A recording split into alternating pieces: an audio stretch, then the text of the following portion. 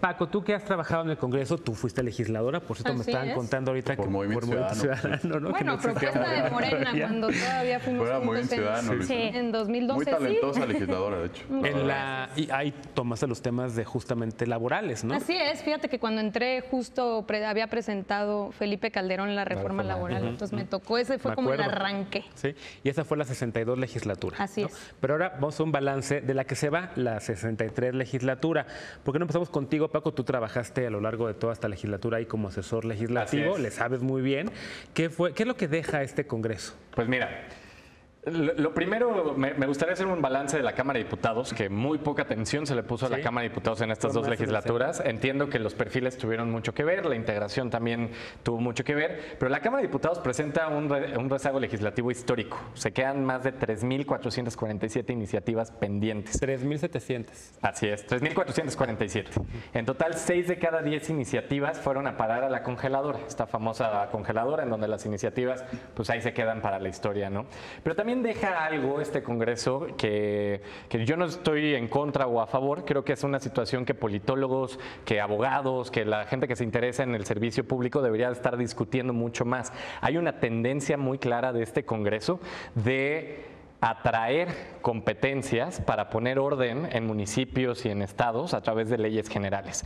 A diferencia de una ley federal, una ley general establece facultades para los 3 órdenes de gobierno. Entiéndase, senadores y diputados pueden determinar qué le toca hacer a las presidencias municipales, qué le toca hacer a los gobernadores, en lugar de que sean las propias cámaras locales. Ya después las cámaras locales pueden entrar a diseñar pues la aplicación en otro tipo de ley, pero vaya, ¿qué nos deja este Congreso? Pues sin duda una tendencia de leyes generales o de centralismo parlamentario que habrá que discutir si lo queremos o no. Tenemos ejercicios muy buenos de estos 6 años como el Código Nacional de Procedimientos Penales, tenemos las leyes anticorrupción, las leyes de transparencia, leyes contra la desaparición forzada, contra tortura. Vaya, hay una tendencia a que sea el propio Congreso Federal el que asuma estas competencias. Ahora, vayamos a las deudas.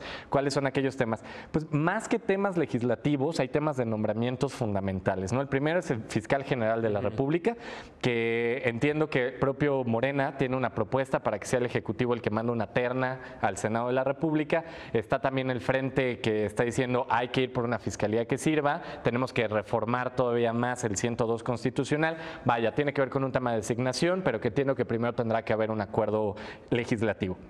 La designación del fiscal anticorrupción, creo que ahí no hay pretexto. No ha habido los suficientes esfuerzos, ya lo hemos platicado en otros programas, tenemos ese gran pendiente.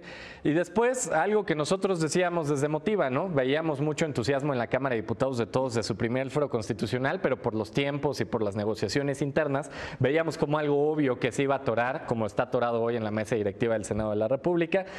Sin duda creo que a la clase política no le gusta perder privilegios, más allá de los colores, y está atorado esto, seguramente iniciará la nueva legislatura con algo más. Reforma que elimina la figura del arraigo, fundamental. Hemos tenido observaciones de ONU, de Corte Interamericana de Derechos Humanos, cuestionando la razonabilidad de esta figura como el arraigo. Está atorada en el Senado.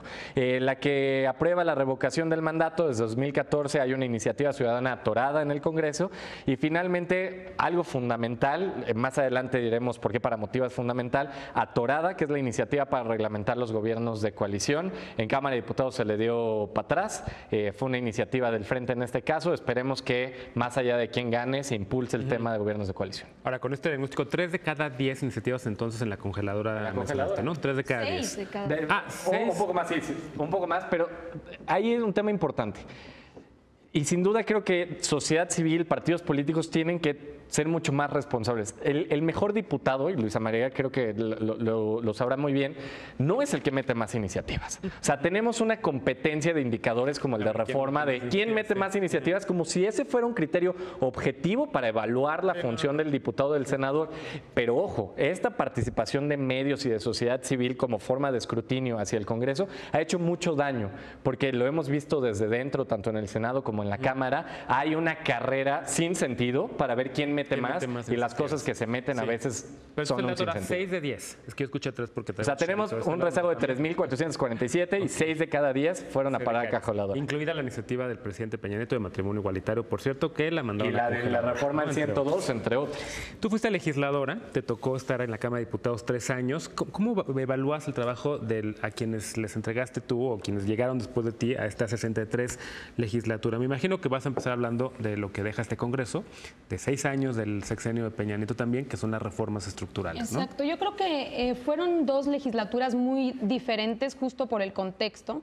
Nuestra legislatura entra, digamos, en la última etapa de Felipe Calderón y empieza con... Acompaña el inicio de Peña. El inicio de Peña. Y con ello se viene el Pacto por México. Creo que eso pues es lo que marca sin duda la legislatura en la que yo participé, en el que se le suma, digamos, a la ya mayoría priista, el PAN y el PRD, y ellos pues pactan ciertas reformas constitucionales que requieren 2/3 partes de ambas cámaras y la mayoría de las legislaturas 17 locales, para hacer cambios, digamos, estructurales que le llamaron eso, ¿no? Recordemos obviamente reforma energética, fiscal, telecomunicaciones, la reforma educativa, etcétera, etcétera, etcétera. Entonces eso marcó, me parece, digamos, un parteaguas y de ahí se vino, ¿no? Primero estaba todo el mundo muy emocionado y luego cuando ya empezamos a ver que nosotros lo dijimos, ¿no? Esto va a ser un desastre, pues se vinieron las consecuencias. Creo que ambas legislaturas comparten un mismo diagnóstico y es la profunda corrupción que existe también en los congresos. En este caso, creo que esta legislatura en la que yo ya no participé se ve marcada, por un lado, por la aprobación del gasolinazo. Creo que eso es así como uno de los sellos de esta legislatura. Número 2, todo este escándalo que se demostró en la elección del Estado de México de cómo se manipula el presupuesto en el ramo 23. ¿No? Recordarás que hay toda una investigación de cómo el Estado de México vino obteniendo, digamos, 3 veces el promedio de cualquier estado de la República. El tema son las reglas de operación que están para llorar, en ese sentido. Pero digamos, eso lo aprobó esa legislatura y me parece a mí que queda pendiente el tema del fuero. Si bien al final se aprueba en la Cámara de Diputados, en el Senado la congelan, entonces yo creo que sí es muy distinto cómo se vivió un momento a otro. Yo lo viví y en la legislatura en la que yo participé, fue la 62, era ¿no? de levantadedos. No digo que esta tampoco haya sido, pero allá como estaba todo el tema del frente y mandaba la iniciativa Peña y se acabó el Pacto por México. El Pacto por México. El frente vino después, ¿no? A ver, en cambio, me imagino que la visión de nuestra compañera del PRI, de Fátima, va a ser positiva. No sé si deja para ti, ¿qué deja este Congreso, además de las reformas de Peña Nieto? Bueno, yo no tuve una participación como mis compañeros aquí, pero yo sí tengo una perspectiva un poco más ciudadana. Hablando de reformas estructurales, yo sí considero que fue parte del proceso, como toda reforma, ¿no? Va a ser criticada, pero también considero que hay un avance. ¿Por qué? Porque la reforma energética lo que buscó también es que pensáramos en otras formas de hacer beneficios para nuestro país. Ok, no nada más era petróleo, había también que pensar en energía eólica que beneficiaba al desarrollo del país y lo hacía un proceso más sustentable.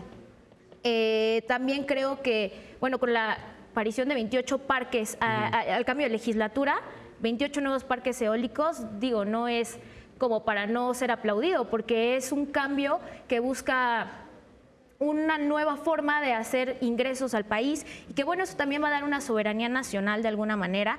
Ya ni hablar de las tarifas de la energía eléctrica, porque han sido 38 meses que no ha tenido un aumento a las tarifas de la energía eléctrica. Entonces eso también hay que tomarlo. Sí, la gasolina subió, pero la energía eléctrica también es un avance importante en nuestro país y no ha subido el precio de la energía eléctrica. En el tema de telecomunicaciones, ni se diga, se redujo un 100% el roaming nacional, las llamadas a larga distancia, un 45% me parece en las llamadas de larga distancia a nivel nacional y un 43% en la telefonía móvil. Para ti el legado es positivo de estas reformas estructurales, Bueno, yo creo que como toda reforma, tiene que haber un proceso en el que va a ser criticado, pero también hay que ver los avances que ha habido. O sea, no todo es negativo. El impulso que debe de tener el país tiene que ser también a base de las reformas, pues para eso están hechas. Y no es nada más una decisión que haya sido de un lado, no sé, del legislativo, sino también el ejecutivo tuvo que ver. Y bueno, las herramientas para garantizar también los derechos humanos con las leyes transversales fueron un proceso que se hizo en esta legislatura. Entonces también hay que hablar de eso. Paridad les tocó a ustedes, ¿no? También, por cierto, el tema de paridad. Sí, paridad. así O sea, es, eso sí es uno como los buenos logros. A ver, que conteste Movimiento Ciudadano, parte de la oposición, al balance positivo que nos presenta Fátima, tal vez. Bueno, Genaro, mira, la verdad para comentarte, yo creo que, como decía Paco, se quedaron muchos temas en el tintero, como se dice coloquialmente, se quedaron muchos temas en el Congreso, pero yo creo que fundamentalmente, yo creo que nadie aquí en esta mesa lo puede desmentir, inclusive la compañía del PRI, yo creo que la corrupción que se dio en este gobierno, en este sexenio, fue tremenda. Me parece también que la legitimidad del próximo presidente de la República va a pasar, y también no solamente el presidente, sino del propio Congreso, va a pasar por quien combata la corrupción de una manera frontal, de una manera en la que se termine con el pacto de impunidad, en la que los corruptos paguen, devuelvan lo que se robaron y se vayan a la cárcel. Ahí es el meollo de todo este asunto. Y bueno, creo que basta recordar todos los exgobernadores priistas, los casos de la Casa Blanca, de Odebrecht, algunos que sus esposas están en Inglaterra, que las están buscando y que no les pueden girar órdenes de aprehensión. Y que Loret ya la encontró, imagínate, Loret es un Horacio Stein es el corresponsal de la Televisa, la encontró antes que la Exacto, PGR. la encontró antes que la PGR. Y una de las cosas que, bueno, yo creo que se deben de señalar es que si bien es cierto, las reformas estructurales, algunas de ellas fueron buenas, otras se pueden inclusive mejorar, no echar para atrás como proponen algunos. Yo creo que el tema, principalmente con el gobierno de Peña, es que no supo implementarlas, no supo cómo llevarlas a cabo, porque en un principio algunas de las reformas eran buenas. También, en otro sentido de lo que debemos de recordarles, es que aquí PRI y Morena querían poner un fiscal carnal, querían poner un fiscal a modo que le cuidara las espaldas al PRI después de todo un sexenio de corruptelas, y que el Frente Ciudadano, inclusive antes de que firmara el convenio de coalición, lo frenó.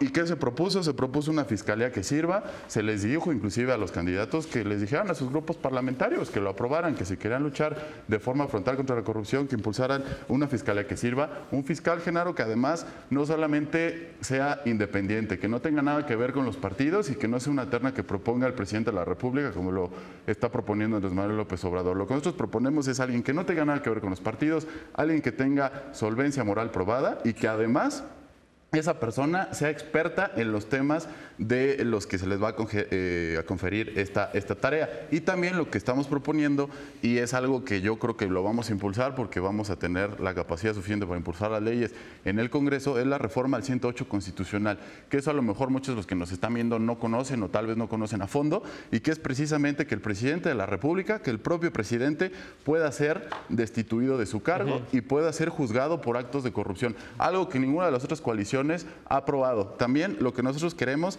es romper con ese pacto de impunidad. Cero tolerancia a los corruptos, eso que les quede claro, y yo creo que por eso tiene tanto miedo los priistas y tiene tanto miedo la coalición. Con la agenda legislativa del próximo Congreso, ya no estamos saltando, pero de lo que mencionó Fátima, la defensa que hizo de las reformas estructurales de esta administración, el tema de los precios eléctricos, tú estás levantando la mano, Paco. Y aparte también en el tema de impunidad. Y mira, y sin duda también ese tema de impunidad viene muy junto con lo que Luisa decía, el tema del fuero. El fuero se ha convertido, inició en un principio como una buena idea para proteger a la oposición, pero después, al paso de los años, con políticos corruptos, se ha convertido en un pase a la impunidad. Con el tema del fuero. No, claro, lo sabemos, pero se ha convertido en un pase a la impunidad a los políticos corruptos, Paco. A los políticos corruptos.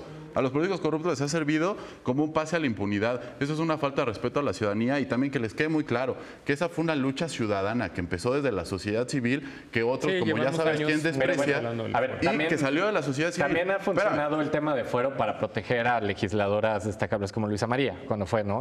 O sea, sirve para el tema de que no haya, por lo menos en el régimen parlamentario, que es donde inició el fuero en nuestro sistema constitucional, servía justo para, estaba relacionado con el tema de libertad de expresión. Pero, a ver, hablando sobre el tema de implementación implementación de las Pero se reformas. abusó de la figura. Sin duda, estoy Al totalmente de acuerdo, final pero ha creo que el sido- gran error no está en el tema del fuero. El fuero vende bien en términos de comunicación política, pero el grave error está en nuestros ministerios públicos y en nuestros jueces, sobre todo los jueces de control.